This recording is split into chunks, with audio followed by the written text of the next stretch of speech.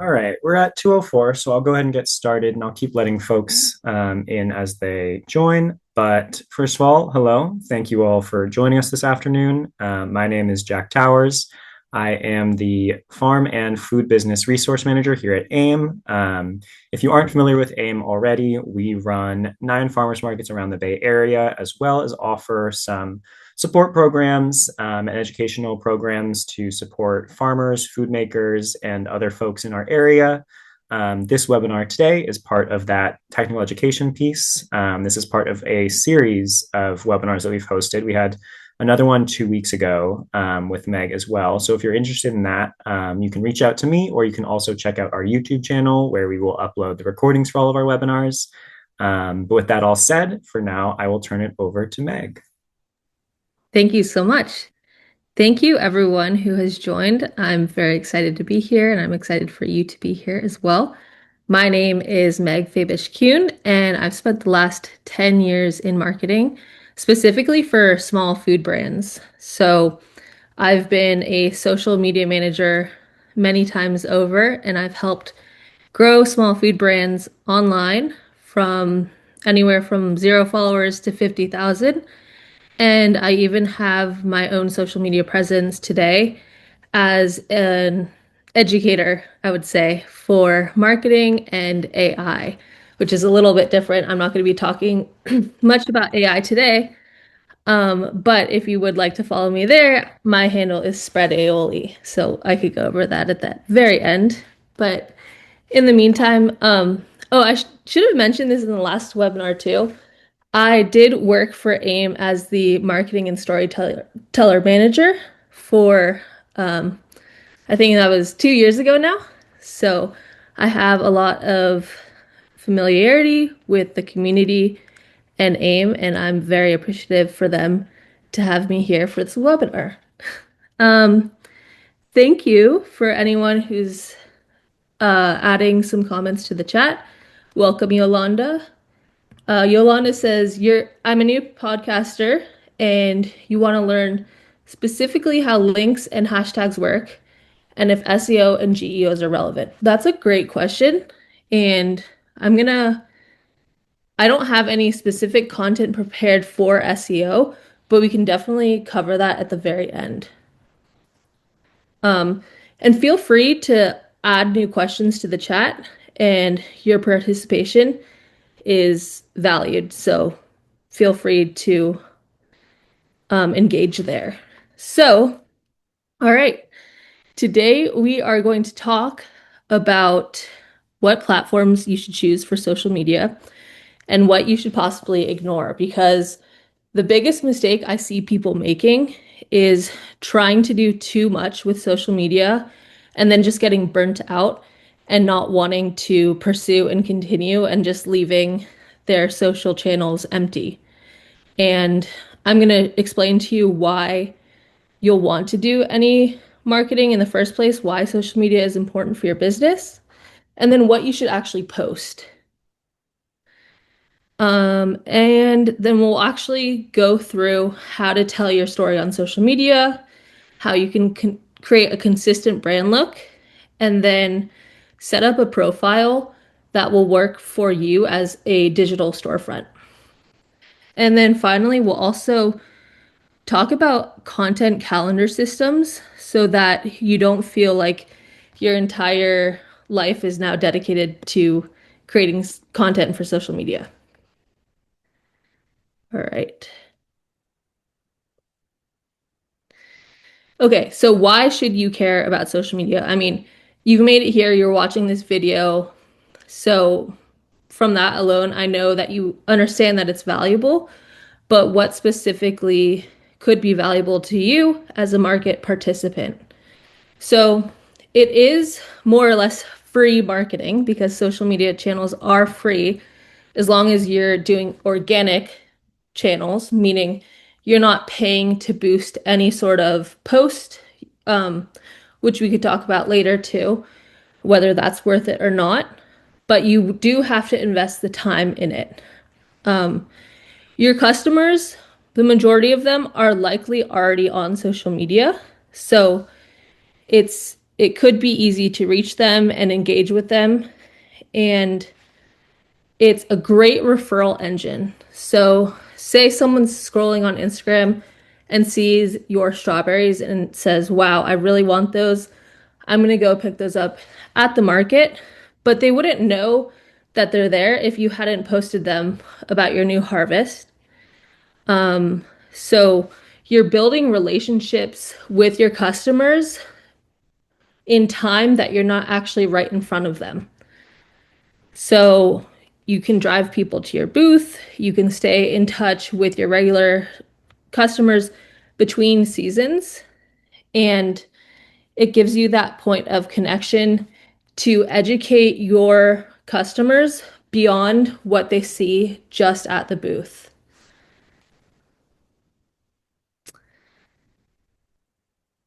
All right. So, who exactly are you posting for? Because it's easy to think that when you're posting on social media, on Instagram, for example, you're kind of just posting into the abyss or to everyone. And I think you should reframe that mindset if you think you're posting to everyone. Because if you try to intentionally attract an audience and engage with a certain consumer archetype or personality, then that will tend to reach those people, mostly thanks to the algorithms that the social media companies run, because a lot of that, what gets shown in their feed, especially on Instagram, for example, or TikTok, is based on what they tend to engage with.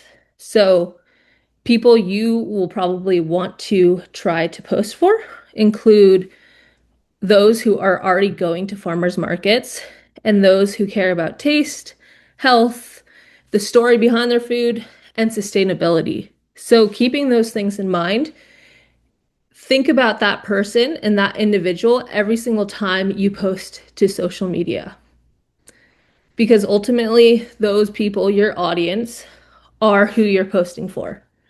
So, um, we'll do a little exercise here. So, think about your typical customer and what they care most about, and drop that one in the chat. So, my typical customer is blank, and they care most about blank. So, think about your product, think about your best customers, and define whether you know what they truly do care about, because that's going to help you tailor all of your content towards that type of customer to attract the right person. I'm going to give a few minutes for you to think about that and type that in the chat so we can learn about some of your customers. And then I can help you refine that audience too.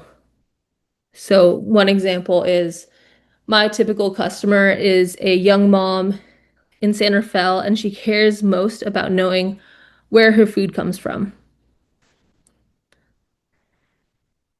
Or my typical customer comes in every Saturday and they care most about trying new heirloom varieties. So in that case, if they care about trying new heirloom varieties, I want to make them aware via social media that there are new heirloom varieties available at the market. So I'm probably going to post that I have some new tomatoes coming to the market. Um, or maybe my typical customer is a restaurant chef and they care most about the consistency and unique ingredients that I have. And in which case, the variety of posts that I would post to social media on my feed would feature all of those different ingredients and maybe solicit other restaurant chefs who have similar beliefs. Oh, cool. We got Yolanda, my typical customer is an expat woman in the USA.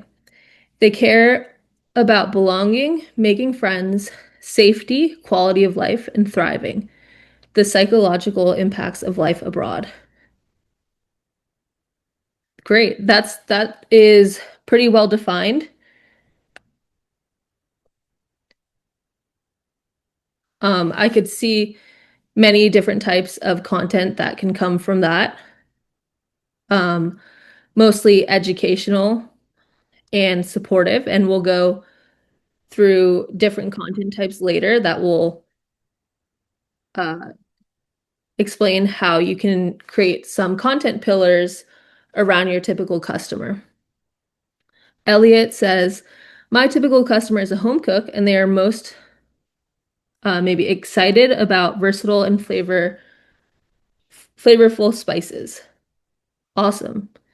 So in your case, I think a lot of showcase content for your product, the process of how you cook it, or sorry, create these spices and source these spices, and how exactly they can use them. So if you have points of inspiration for them on your social media, that could be really effective. Okay, well, thank you for everyone who contributed there in the chat. We will go into choosing your platform. Earlier, I mentioned that it's easy to burn out and try to pick too many platforms in the beginning and think that you need to do it all. And my recommendation is that you do not need to be on every platform, but you should try to pick one, maybe even two, and do it really well. So these are the four I've identified specifically for market participants that I think are most valuable and I've seen firsthand to be most effective. And my recommendation is to pick one, possibly even two. So that would be Instagram, first and foremost. This is like your booth online. So it's where you show things visually, beautiful photos, and share short little stories about your farm. And then also update customers via Instagram. Stories are really good for that. And then Facebook, which I'm sure everyone's familiar with. This one, a lot of people think people aren't using this still, but it's a good opportunity as like the bulletin board at your local coffee shop because it still is a great place to post events and engage with groups. Um, this is something that is time consuming to engage with groups, but it could be very worthwhile because on Facebook, people are very interest based, interest engaged in specific community groups. You might be a part of one, um, but if not, I encourage you to check them out. Like, for example, Elliot, you might want to look at the spice enthusiast groups. I'm not sure exactly what it's called, but I know for a fact my husband has a spice company, and so he um, engages with different spice groups on Facebook. And then email, you might not think of this traditionally as social media, but I'll explain why you'll want to use this. And then finally, TikTok, which you might think that TikTok is just for dancing, but I'm going to show you a few examples that can prove you wrong on TikTok. And I really think the algorithm for TikTok is probably the easiest hack from firsthand experience because it is my most leveraged platform just from organic engagement. So it's really, the algorithm is great. Okay, so here is an example of Instagram. My image is not loading. Let me see. Not sure why that is. Let me try to refresh it.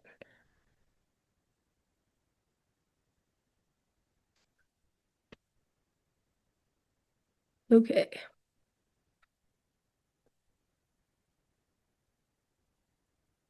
Oops.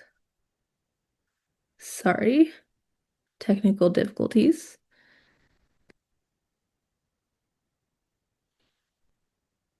Okay. Unfortunately, this image isn't loading right now. I'm going to see if I can just click on it. There we go. So hopefully you're viewing a, a photo of Instagram right now. This is an example of a post. Yeah, I think you should be able to see that.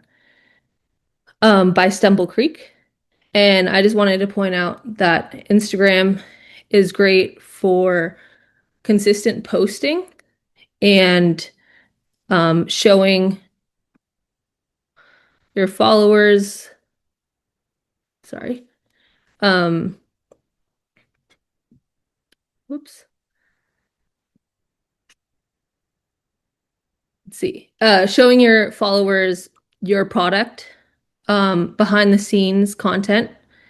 And typically the audience for Instagram is actually 25 to 45, whereas for Facebook, it's a little bit older.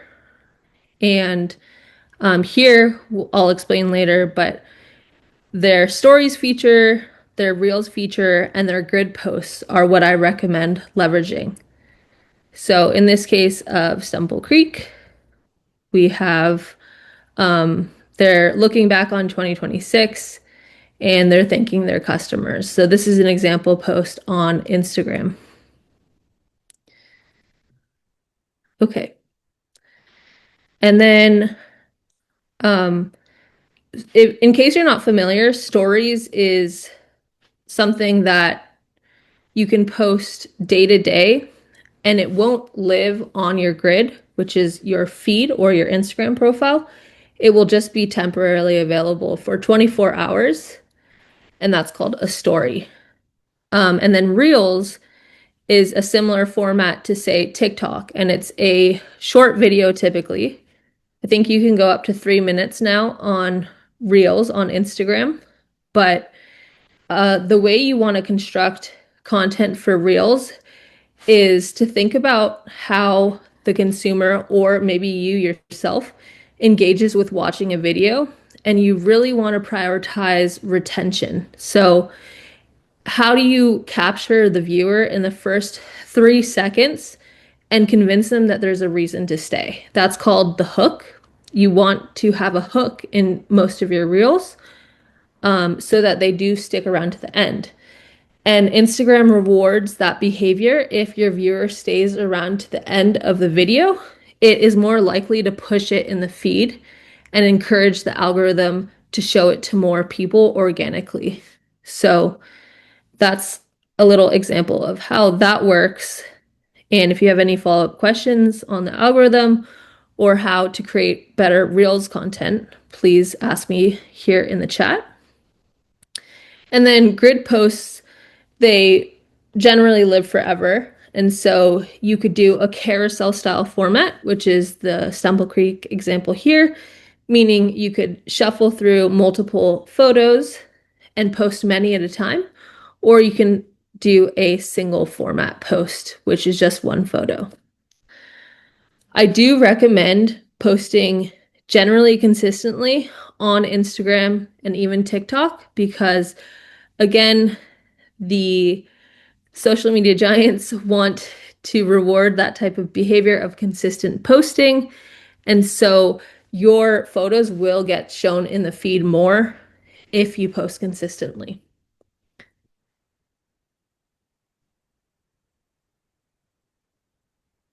But again, that's a reason why it's a bit exhausting to keep up with more than one platform. And there's definitely tools you could use out there, like, say, Buffer is one of them, to post to multiple social media channels at once. But I don't necessarily recommend relying on that strategy because the type of content that you might want to post on Instagram is probably not the same that you want to post on Facebook or TikTok, and definitely not email. So the content types are different, and so it's not great to use something like Buffer to post the same content with the same caption across all different platforms. So I mentioned Facebook is an older audience. Again, groups and marketplace is the great opportunity here. And unfortunately, since Facebook is more of a friend to friend type interaction, you don't have the type of algorithm that Instagram has so that you see organic posts that from people you don't follow. So Facebook is a tougher nut to crack, I would say. And that's why I would prioritize Instagram. Now, I think TikTok is where things get interesting because TikTok and Instagram, if you're using Reels, has, I think, the greatest potential for organic virality if you're able to create some sort of very engaging video, which is not for everyone. Some people have a really hard time in front of the camera, which I totally understand. In that case, there are ways around it to create video content that doesn't involve your face, but maybe involves your products. And if you're a good storyteller, or even if you're not a good storyteller, you could hack together a video that is a good piece of content. Usually it leans towards some sort of educational angle. I did want to call out this video and play this video by Little Moon Bakehouse, one of AIM's market participants. This is not it. Let's see. Oh, replay. Here we go. I don't know what this video is. Hopefully this will work.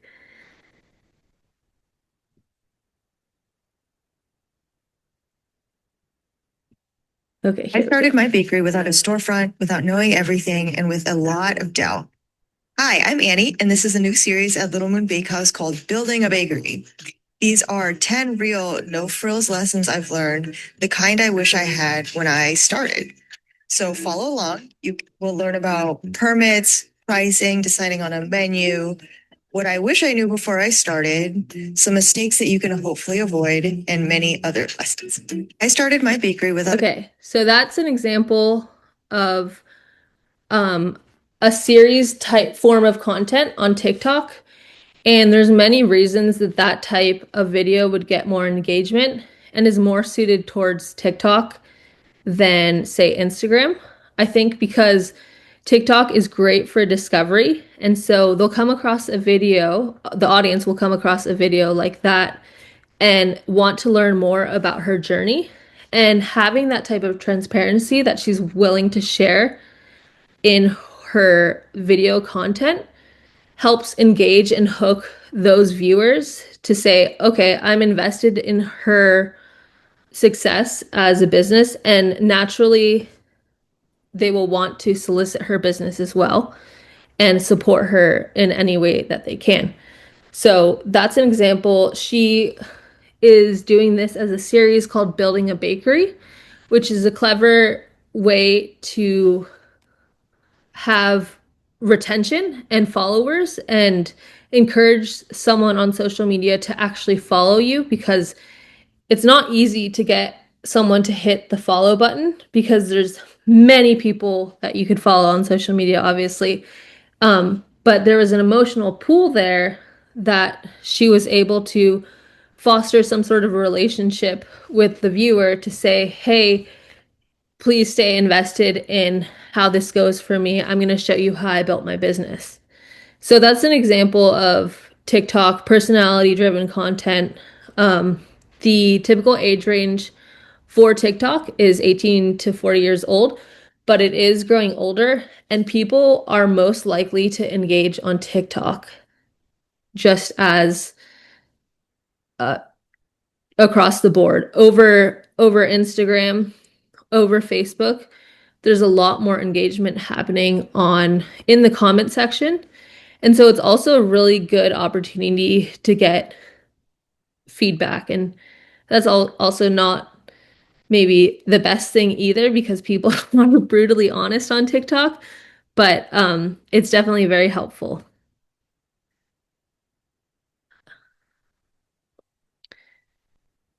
Does anyone have any questions about TikTok? Is anyone here on TikTok right now? And if you are on TikTok, how do you feel your videos are performing? And if you'd like any feedback, I'm happy to give some. Here are 3 examples of additional vendors from the farmers market who are on TikTok. So here in the middle, let me make sure this is sharing. Yeah. So there's a booth setup. That's a good behind the scenes type content for TikTok. And as you can see, this has gotten tons of engagement. So we have 73,000 likes alone and 634 comments. And you can see she's doing a voiceover. She had someone record her at the market with really good light. She's doing her booth setup. And you're able to see kind of the behind the scenes process of what it's like as a market. She's also doing the voiceover, giving a whole bunch of tips, and she's also soliciting some feedback, which is great because then that's basically engagement bait for people to comment and say, "Oh, I love this sign. Where did you get it from?" Or I don't any sort of feedback. So it's actually good as research to go back and read these types of comments and see what is exactly she's doing well. And you can also borrow that format for content you might want to create on TikTok as well. The middle slide that we have here is, let me replay it, just someone in action at the market, and he's announcing he's going to be at the Midtown Farmers Market and what time he's going to be there. And there's actually really healthy engagement here as well. But this is a pretty simple video of just what it's like, what the ambiance is like, and what the line is like when he's at the farmer's market. So nothing too complicated, and he just pairs it with music. And then finally, I really like this one. It's a good idea for a theme, and it is what this farm stand's most popular items are. And then she'll go into the backstory of what they are, why she priced them a certain way, what work goes into creating these items. So it's really giving that transparent behind the scenes look to the customer that an audience really loves. So that is TikTok. And I highly encourage you to try it out if you haven't done TikTok, unless Instagram is your primary platform. It is not just dancing videos like a lot of people will assume. And okay, so our next channel here is email. And this one is underrated, but I'm going to explain to you why you will want to possibly keep an email list and get email signups.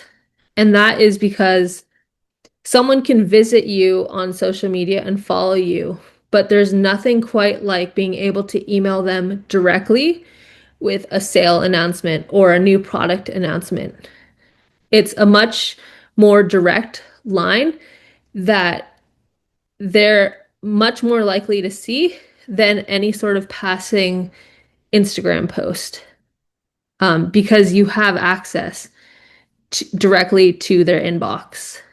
So you don't have any control over how the algorithms are going to show your posts in the feed, but you do have control over sending someone directly an email. And a lot of the tools that you use to send out email, a lot of the software are free for your first certain number of subscribers. Usually it's like a 500 subscriber limit. And if you have more than 500 subscribers, I do believe it's worth paying for. But you don't need anything fancy. You could use something like MailChimp or MailerLite and craft really intentional emails for, say, pre-orders or to encourage loyalty amongst your best customers. So there's no algorithm to battle with here. I really encourage lead capture in your link in bio, which I'll explain what a link tree is or a link in bio is shortly. But that is my number one recommendation for anyone setting up any sort of marketing website or new social media profile, to encourage your best call to action or your evergreen, always on call to action as signing up for your email list. And you can collect emails and not necessarily use them right away. You could use them in the future, but I'll show you now how to set up your profile, which is where we're going to add in a link where you can add in that call to action, which is your newsletter sign up form. So now that you've picked a platform, let's say Instagram, you're going to want to have this be essentially your digital storefront. So when someone finds you online, finds your Instagram, they're going to need to know exactly what you do. And they're going to have like a 3-second impression based on your profile photo and your bio that they'll read. And instead of only concentrating on what you do, you could also think of what can you do for them and why should they follow you. So I will show you an example of what a bio looks like.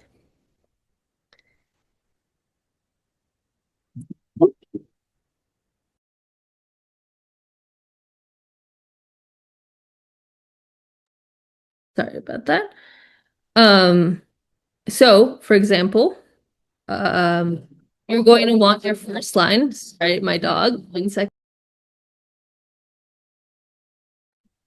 You're going to want an example of what you sell, where to find you, which markets, and a call to action. And you're going to want to set up your profile that way. Let me pull up an example right now.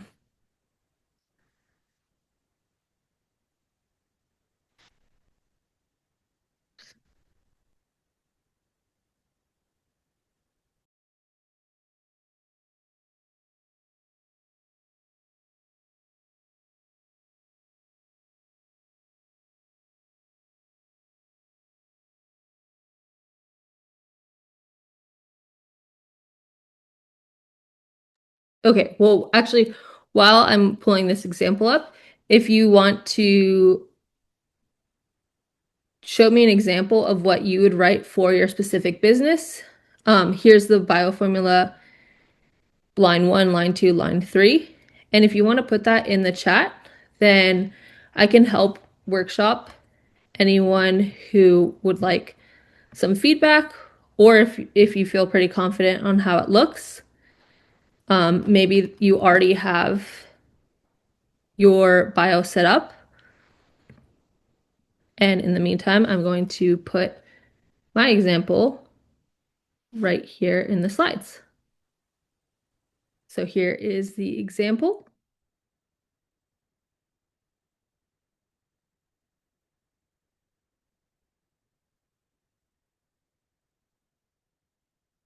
Okay, no worries if nobody wants to share. I'll keep moving on to Linktree, which I think is one of the more important aspects to include within your social media bio.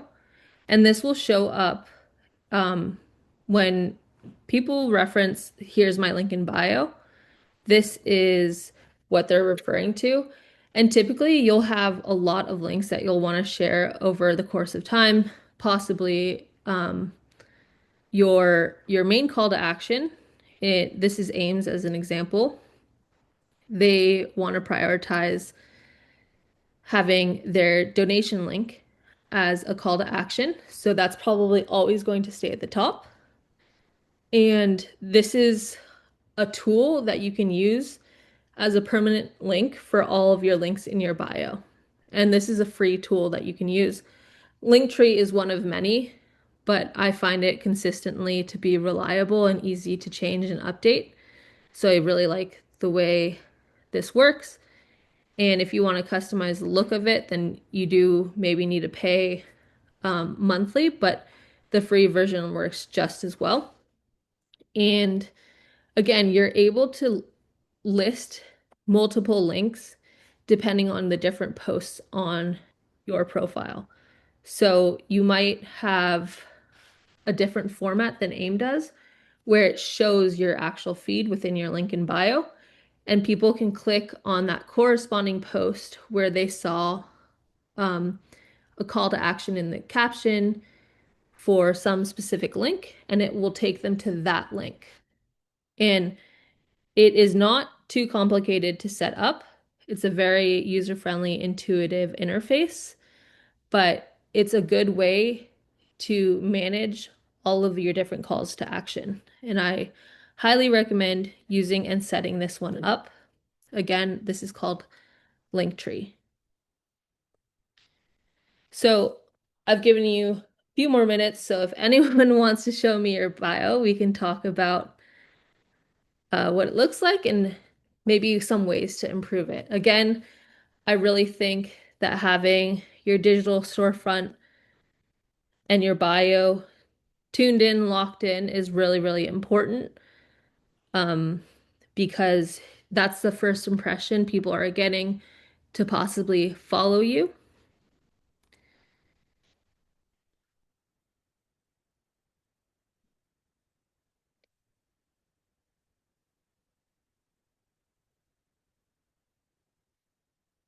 Okay, but that's okay if you don't want to share right now. I would recommend adding in different markets that you sell at so that people know where they can find you. Oftentimes, people will probably visit your profile to see where they can find you next. And it's not as easy for someone to navigate all of your different posts on Instagram to find maybe an announcement. Okay, so we'll move on to our next section, which talks about storytelling, content pillars, and what to actually post that performs. I think a lot of people will get frustrated with posting constantly, but not seeing many results or a lot of engagement with their posts. And also the frustration of not knowing what to post. And so that mental load over your head gets really daunting when it comes to marketing on social media. So the way I like to think about that is content pillars. So product, process, person, place. Those are the four types of themes that you have for your content. So all of your content should fall within one of those buckets. I'll show you what that means. So product posts will showcase your product up close. You'll discuss maybe seasonality, what's in season. My tips here would be to really showcase the beauty of your product using natural light. This is a great place for education and sharing the differences of your product versus not necessarily competitors' products, but what exactly makes your product different and how can the customer use your product. So this is where captions also are very valuable, to write really thoughtful captions about how you've grown this product, which also leads us into process, which is a little bit different than just highlighting your product. So here are some examples of product posts. This one from Blue House Farm, for example, is talking about tulips that would be ready in time for Valentine's Day. So that's a good shout for seasonality. And then it's telling you where exactly you can get these. So at the Saturday markets and the farm stands, and giving a suggestion that you should give these for Valentine's Day. So people love inspiration. They love to see what's in season. And honestly, if Blue House didn't post these tulips, I think a lot of people wouldn't know that they have tulips and they wouldn't come out to the market. But someone seeing this post, that sparks in their head that moment of inspiration of oh, there's my gift, there's my bouquet of flowers covered for Valentine's Day. Here are some more examples of product posts. Um, these are carousels from Front Porch, and then also a reel style format from Front Porch. And let me play those.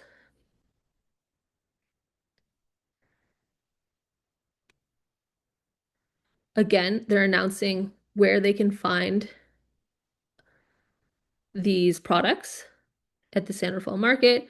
It's accompanied by music, which makes it fun. And this is actually, it's always great to test out different formats. So in this case, they're testing out a reel, which tends to have higher reach than a static photo post. So they're adding captions, which is done in the editor on Instagram. And that's one example of a reel on the right. And then here's a carousel here on the left. And again, oh, it took me to the same one, but it's showcasing the different products that are available. Okay. And by the way, something that might be obvious to you of what your product variety is might not be obvious to your customer. So they might not know that you have certain products, and so it could be really helpful to share on social media. And then another great thing to do along the education line of showcasing your product is any sort of infographic style post. So in this case, and this can be done in editor on Instagram or within Canva. And this creator, for example, is recommending tips and tricks to stretch your dollar at the farmer's market. But this type of format could be replicated for your products and like a how to use your product type video. And having that theme that you know is going to be short and sweet, but effective, like having 5 tips is a good format to replicate, especially for reels type content. Okay, so next up in our content pillars, we have process. This is a really good behind the scenes look, and market participants have a lot of this to showcase. So in this case, we have Sunblaze Ranch, and they're showing the behind the scenes of their citrus picking. So the caption he wrote is Mandarin harvest at its finest, thick fog for weeks, damp everywhere, and the best crew never giving up. Hoping you all enjoy the rest of the Great Orange happy season. So I love this type of behind the scenes look, showing all of the hard work and the conditions that they face to get this type of produce to the market. And without this type of post, you're left to the imagination on, what the farm looks like or what type of hardship that they might have to face to get the product here. And especially someone who's shopping at the farmer's market is looking for this type of storytelling. So this could be really powerful visually to show all of the process and all of the steps to get to the market. And this is, yeah, what a customer can never usually sees.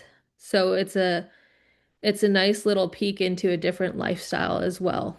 And I think something you might find ordinary could be really fascinating to your audience. It also builds trust because they understand price points because they see what kind of labor is going into the product. Um, and definitely it's not some sort of industrial production. And that's why this type of content can be gold. Here's another example of that in a video format. Here's a reel from a bagel company. And it's really simple. It's just showing these are in fact baked the night before. So here's the process before it goes into the oven. And um, yeah. Okay. The third pillar would be introducing yourself and reminding old followers and new followers alike who you are and the people behind the product because you're able to connect deeper again with your audience. Like my example earlier from Little Moon Bakehouse, where she's introducing herself and maybe the hardships or the struggles she's faced to build her business. That can really help to connect the audience and they're seeing who exactly they're supporting. And also, posts with people in it tend to perform higher. So you could keep that in mind. That's just generally how the data shows if there's a face in it, the post is more likely to perform well. So you can do different ideas here, like storytelling, how you started the business, or maybe you have a farming anniversary and you want to reintroduce yourself.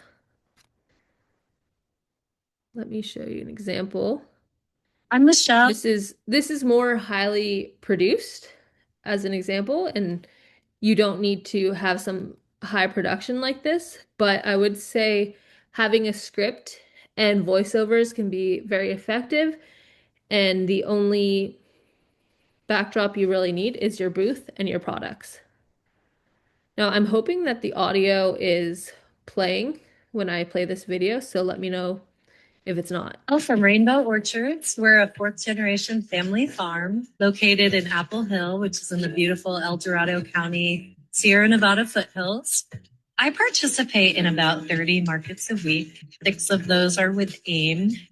AIM's markets are really special. All farmers markets are special, but AIM really, really cultivates such a crossroads of people. It's an inclusive space. To me, it's really, really special that this incredible quality of fruit goes out to every corner, every part of our community. It's go time when we get here. We have a lot to unload, to set up. During this time of year, we have so many new things harvested all of the time that I have to change my display, organizing tart apples on one table, sweet apples on another table. There is a lot of thought on the fly that goes into how I set up my stand. It's really all worth it though, because So I think that's a great video. And if anything, that one is pretty long format, especially for TikTok or sorry, Instagram Reels and even TikTok.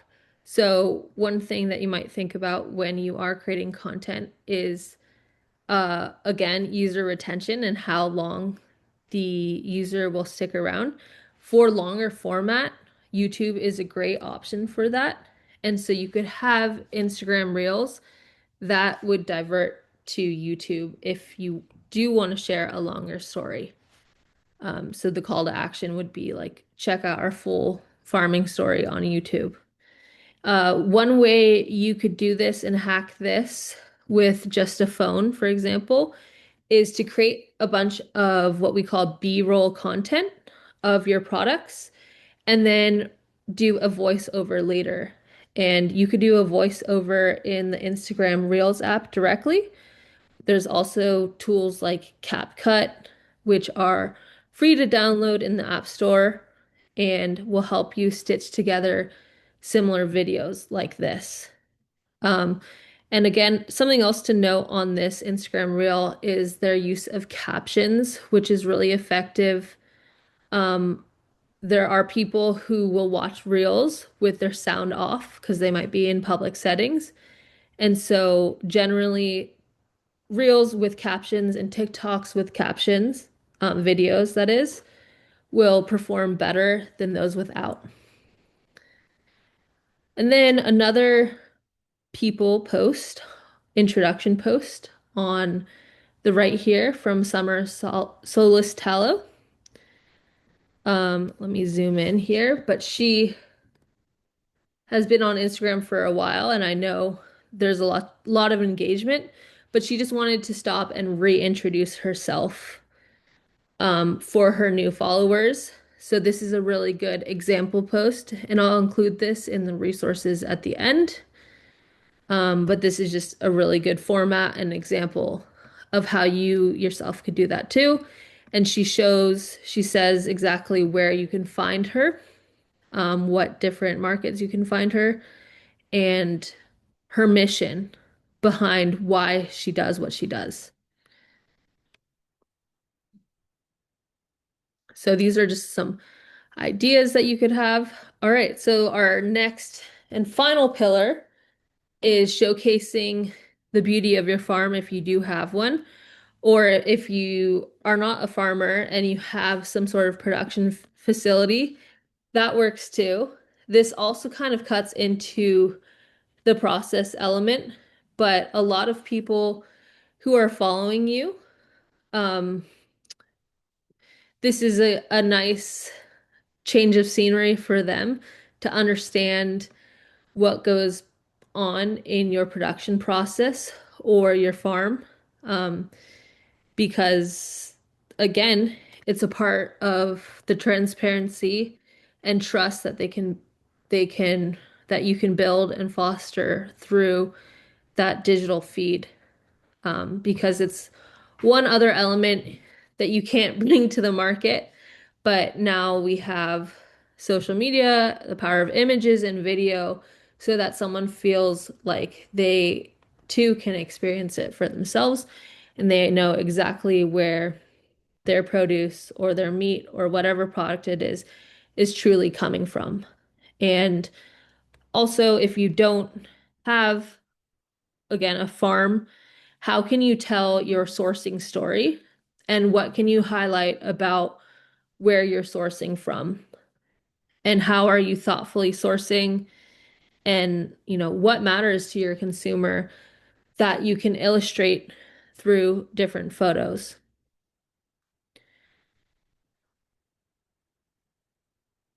This is just an example of someone at their farm and it's not loading all the way. Not sure why. Okay. So now that we um, went through our different content pillars, here's an example of what it could look like to plan your content out in advance. And this also will help with the overwhelm, especially if you want to rotate in your different content pillars.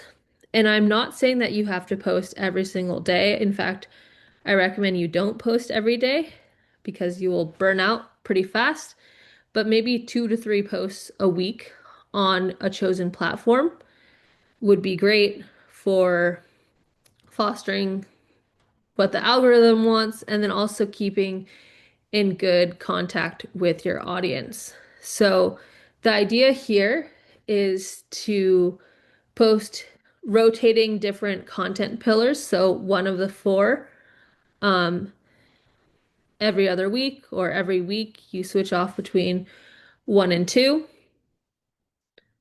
And this is how you could think of it in advance.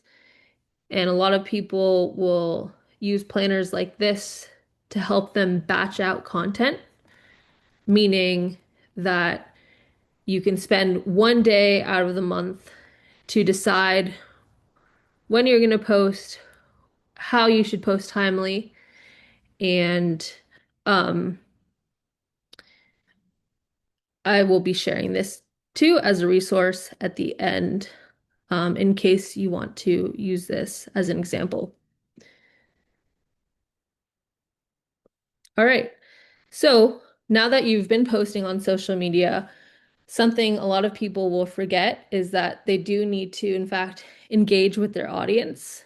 Because if someone's spent the time to comment on their post, then it's great for you to comment back, and that will actually help with the algorithm as well. Um, it's great to respond to direct messages. You can set up automations through a few tools, which I can share also in the resources, what this looks like if you want to say greet everyone that is a new follower. There are automations available that will auto DM them.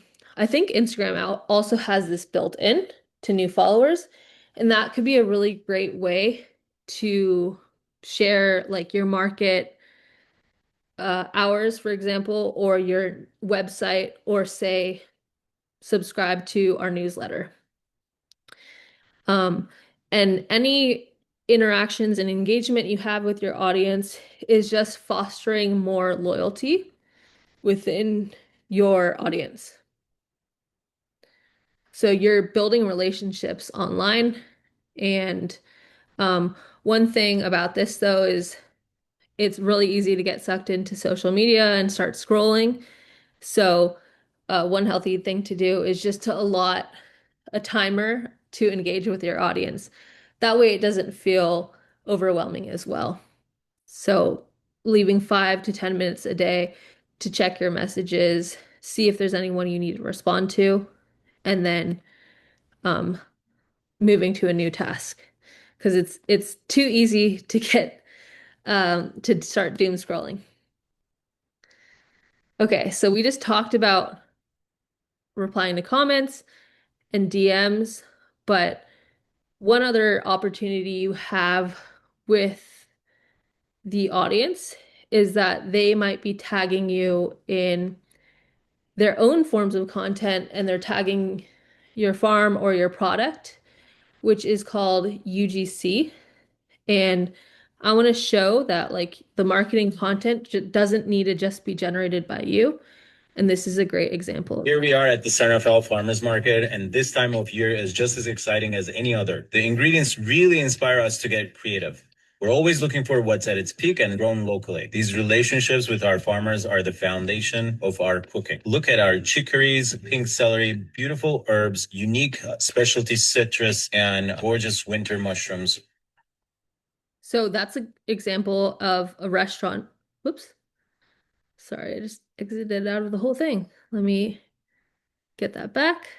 But that's an example of a restaurant creating content, not necessarily on behalf of any specific farm or producer, although you could foster a good relationship with a restaurant and leverage their audience. So whenever that happens, I mean, this is a great reason to have a sign that shows on your booth what your social media handle is so that people feel inclined to tag you on social media, because then you don't have to go through the effort of making that marketing content. Now, let me go back and share this.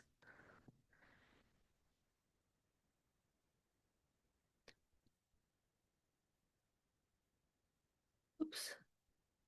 Sorry about that.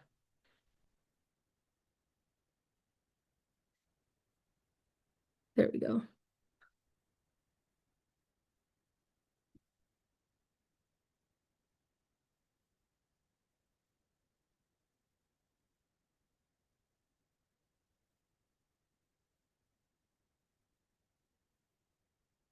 Okay, hopefully everyone can see that again. And so I was mentioning what UGC is, user generated content. And This is the idea where you can repost customer photos and stories. Sorry, I don't think I'm sharing the right screen right now. Let's double check. And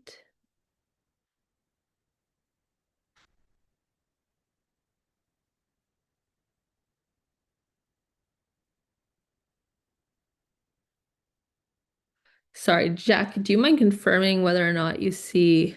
Yeah, we've got the full screen now. We've just got the audience window. Okay, here. That's what I needed to Perfect. do. Press X. Thank you. Okay, there we go. Sorry about that. And okay, so again, people that are enthusiastic about your product might tag you on social media, and it's really important that you do use this to repost either in your stories, but if you wanted to repost this on your feed, I do highly recommend DMing them or commenting on their photo, asking for permission to repost. And they'll either send you the original photo or they'll say, yeah, that's fine. And you can screenshot the photo and repost it and make sure that you tag them with credit. So here's an example of an enthusiast who I noticed often likes to tag vendors um, at the market. So knowing that this person is already enthusiastic about sharing his finds at the market, it could be worth asking if he would come by your booth, snap a photo for you, and share with his audience. So I'll show you some more examples of some UGC content. Um, these are all beautiful. And what's great is that you are leveraging their audience too. So ideally, they'll tag you, or if you really like the photo, you can ask them to request to collaborate on the post so that it shows that it's authored by both you as your account and their account. So that's something that you can only do within the first few hours of posting, but you might notice that there's a new feature on Instagram where there's two different people who have posted the same image and it shows up on both of their feeds and goes to both of their audiences, which is not the same as tagging. If you are tagged in a post, my best recommendation for that is to share it to your story.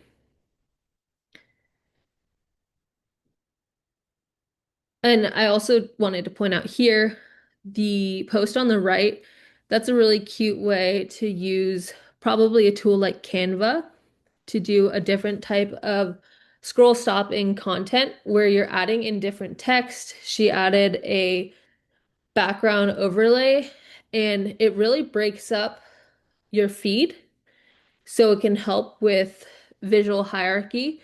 If you're noticing that a lot of your content looks the same on your feed, you might want to try a post like this where there's more visual space using a background, or like in this case, this person is tagging different vendors as well and utilizing text well, kind of like an infographic.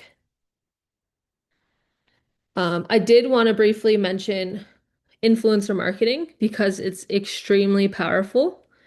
And I'll show this video as an example. This is a local influencer account called Made in Marin, and they spotlight a lot of local businesses.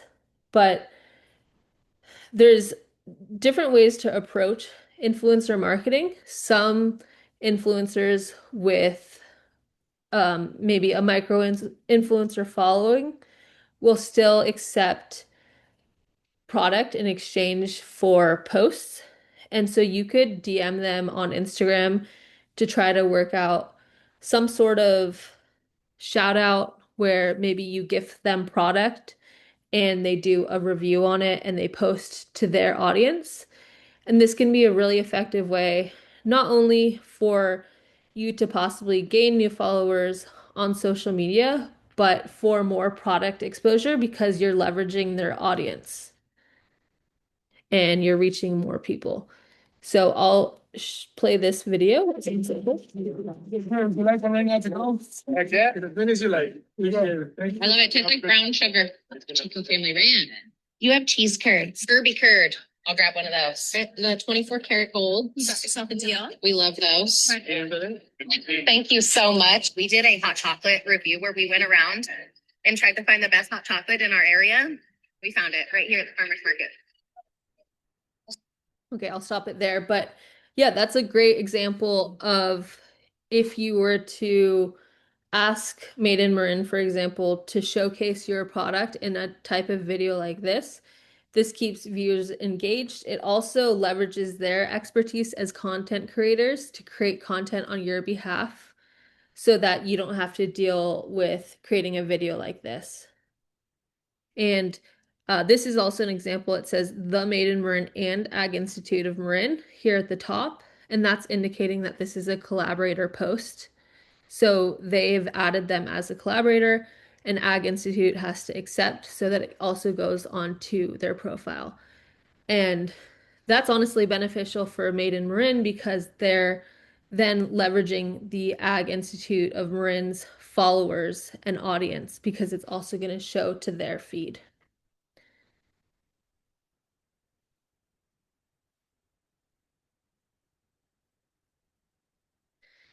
Okay, and I did mention this already, but you can tag people strategically to kind of borrow their audiences. So in this example, I'm going to play, this is Point Reyes Mexi Grill. They're at the Point Reyes Farmers Market, and they decided to create content to do a video with other vendors and tag other vendors. And again, just another example of leveraging other people's audiences, which I think is clever, especially if you feel like you don't have a ton of followers currently. This is a really good thing to do at the beginning. And they're relating this video back to their product. We're out here at the Point Reyes Farmers Market. We want people to come out and support local business. The Point Reyes Mexi Grill right here at the market. Great food. Hi, we're with the Friends of the Market tent for the Agricultural Institute of Marin at the Point Reyes Farmers Market, telling people about the permanent farmers market and learning hub that we're building at the Civic Center in San Rafael, starting in 2027. Yay, thank you.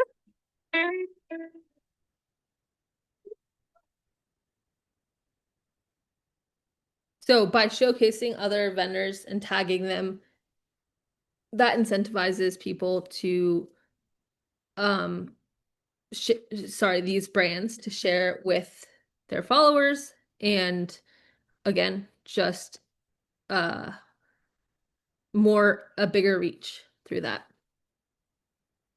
Okay. I mentioned this briefly before too. I think AIM does a good job with it, but having brand consistency across all of the posts in their feed, you want to have a consistent look and feel to all of your posts, meaning you're using the same type of angles, natural light, and infographic posts, like stick to the same fonts, for example, same color scheme, same color palette. That way your feed looks cohesive and consistent, and people know it's you every time you're posting, and it doesn't get lost in the sea of your feed.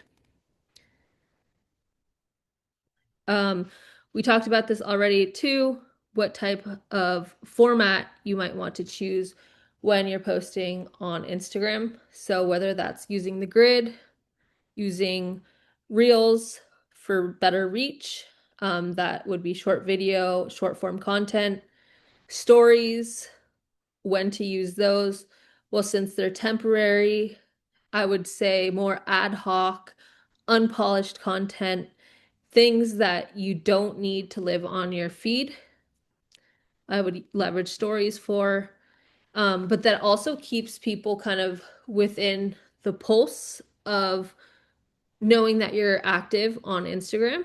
So I would do day-to-day behind the scenes type content on stories, and maybe at the end of the week you can compile all of those different videos into a master reel. That would be a good way to repurpose content that you've already taken so that you're not duplicating efforts to create more videos. Cool. So we have 15 more minutes, so I did want to open the floor up for any questions, or if anyone is looking for feedback on their own social media strategy, I'm happy to provide my expertise. And yeah, I do want to address earlier, Yolanda had asked about GEO and SEO and how that could be a factor within social media. For those who don't know, GEO is generative engine optimization, and SEO is search engine optimization. And that relates to, well, the first one is more about AI and how tools like ChatGPT, Gemini, and say Claude are becoming more prominent. And so when you ask a question in one of these AI programs, you will get certain answers that can be informed by content on social media. And so what is really important there is to have those captions, for example, within static photo posts, and then also within videos, I recommend using captions there. Oh, sorry, we have some questions here. Yeah, so having those types of captions embedded will really help those AI search engines essentially pick up on relevant information.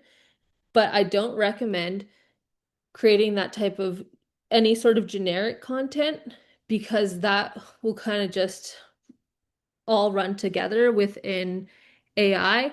Having unique content is where you have a good opportunity to show up in ChatGPT results, for example, or the Google overviews.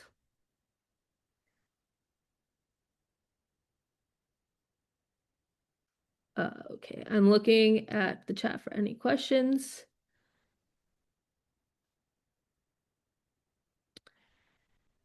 Yeah, so there will be a replay of this webinar on the Amy YouTube channel. She did ask about hashtags as well, and I wanted to address that. Limiting yourself to probably 10 hashtags max, possibly 5, but making them specific and broad enough to encapsulate whatever is the content of your photo, and maybe having location-based hashtags like San Rafael Farmers Market. I also recommend tagging locations when relevant, so that your content is tagged regionally. Amy asked, can the social media work fine on computers, not only on smartphones? You might have some difficulty uploading videos on the Instagram platform online. And they do not have any desktop compatible editors for, say, Instagram or TikTok, but that you could use Canva, which is a free tool, to stitch together any sort of text overlays that you might need or any sort of videos within Canva. Ideally, though, you will post from your smartphone also because of sizing requirements. And one tip for that is that Canva is really good at resizing based on what platform you need it to perform well for. So we have 16:9, which is a typical long portrait style video or photo. And they have preset templates and preset canvases in Canva so that you know your photos or your videos are properly sized for social media. They also have great templates on Canva if you haven't seen those before. And their majority of the good ones are still free. So I highly encourage you to check that out if you haven't seen that.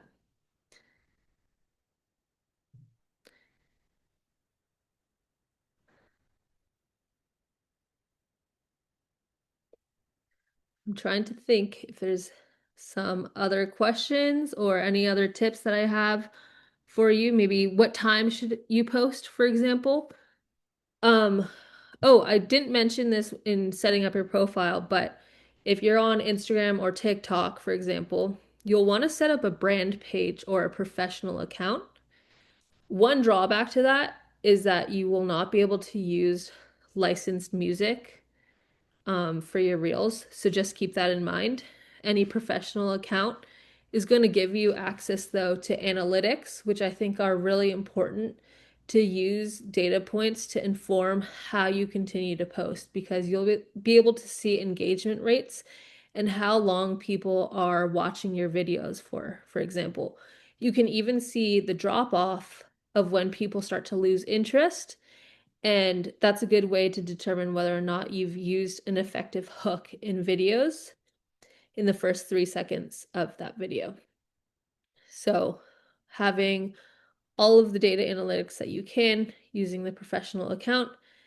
And I didn't really go into using AI in this webinar, but a good way to take those results or take the analytics that you have, you can ask ChatGPT or Claude how you can improve your engagement rates based on your different content.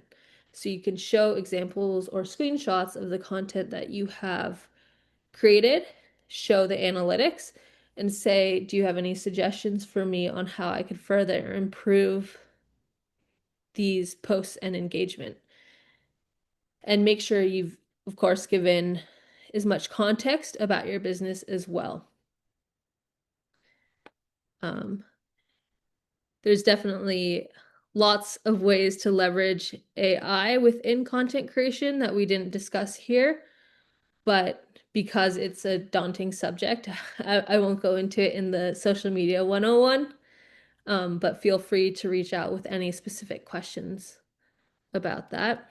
And I have a lot of resources and guides for that too on my website. So we still have 7 more minutes for questions. If anyone has anything else, any Canva questions, any Instagram or TikTok specific questions, or Facebook, maybe more information on Facebook groups, why you would want to post there. Reddit, I didn't mention, but Reddit is actually a great source, again, for SEO and GEO, as someone had mentioned earlier. That's actually because it's a personalization engine and has crowdsourced a lot of real user sentiment and like questions and answers. That has gone a lot into training AI systems. So it's a good way to rank for GEO, that and YouTube, and having YouTube transcripts. I know personally, I get client referrals from YouTube because of 1 or 2 videos that I have on very niche subjects.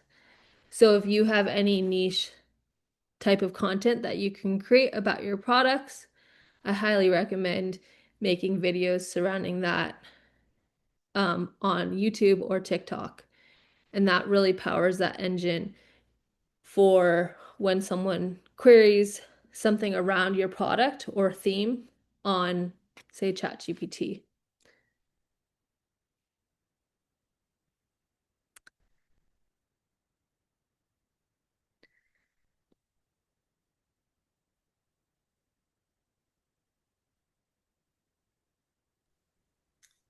While we're waiting for any last minute questions, I just want to say a quick thank you to Meg for this incredible presentation and for everyone for joining us. I'll also just mention Like it says in the slide, this whole meeting has been recorded, and I will be uploading that to the AIM YouTube channel in English and in Spanish after the fact.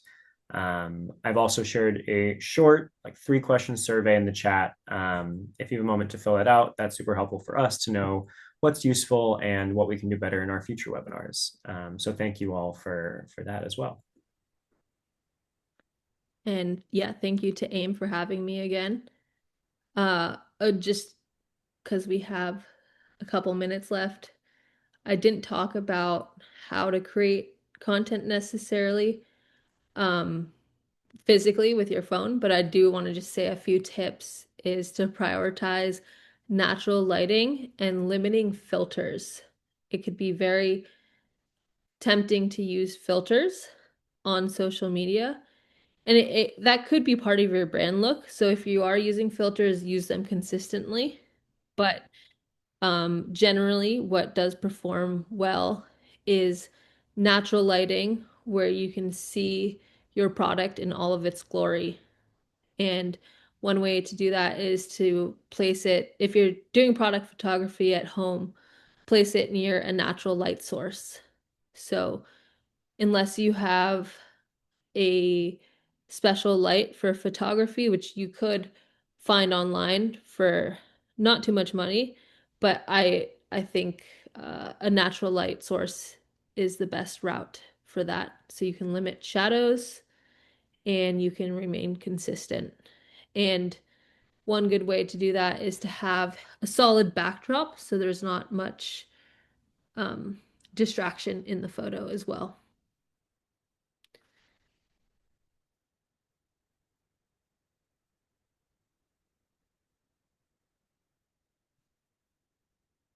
And then also social media in general, it's not an easy battle. It takes patience and persistence, and you might be frustrated by lack of engagement at first, but keep trying. I promise it could be very worth it, especially if you have a post that performs very well, because you could potentially gain new followers, new customers, which converts to real business for you.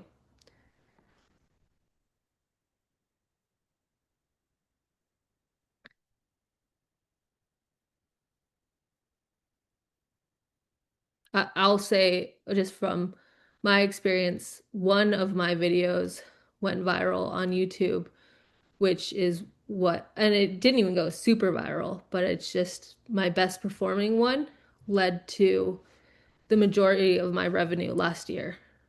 So that one video changed my life last year. So it's worth trying. And the first videos that I had up, were getting menial views, like under 100. And then this one took off. So persistence is worthwhile. Yeah. Cool. I think we're just about at 3:30, so I'll wrap it up. But thank you again, and I will follow up with resources that will be emailed from Jack via Jack. And I encourage you to look at the marketing your business or what was it? Marketing Your business at farmers markets. Yeah, marketing your business at farmers markets webinar, if you haven't seen that one. And there's also resources associated with that to check out.